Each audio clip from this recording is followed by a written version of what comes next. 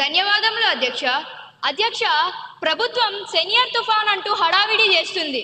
మంచిదే అధ్యక్ష. కానీ నిన్న గౌరవ ముఖ్యమంత్రి గారు ఒక ఆజ్ఞ జారీ చేశారు. 7 రోజులు ఎవరు సముద్రంలోకి వెళ్ళకూడదని.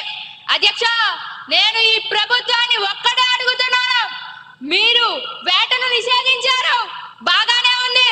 మరి ఆ మత్స్యకారుడి ఇంట్లో ఆకలిని కూడా నిషేధించారా?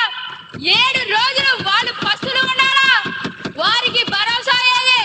కేవలం పేపర్ స్టేట్మెంట్లు ఇస్తే పట్టు నిన్నదు అధ్యక్ష. మా డిమాండ్ ఒక్కటే.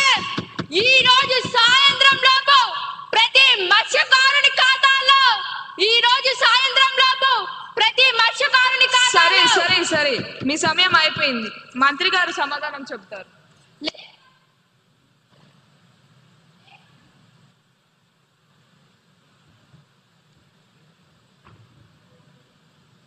మంత్రి గారి సమాధానాన్ని ప్రవేశపెట్టండి.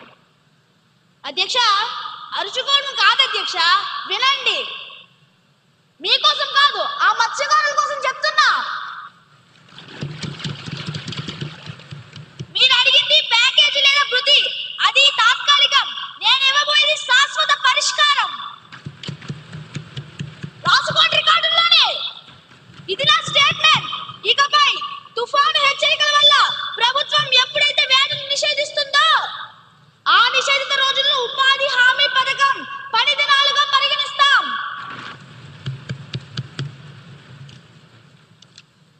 అంటే మత్స్యకారుడు ఇంట్లో ఉన్నా సరే ఆ రోజుకి ప్రభుత్వం అతని కూలి చెల్లిస్తుంది అధ్యక్ష.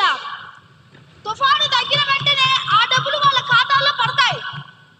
ఇది కేవలం ఈ తుఫానికి మాత్రమే కాదు, ఇకపై వచ్చే ప్రతి తుఫానికి, ప్రతి నిషేధానికి ఇది వర్తిస్తుంది. ఇది నా మాట.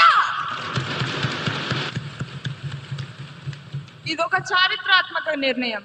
తదుపరి అంశం.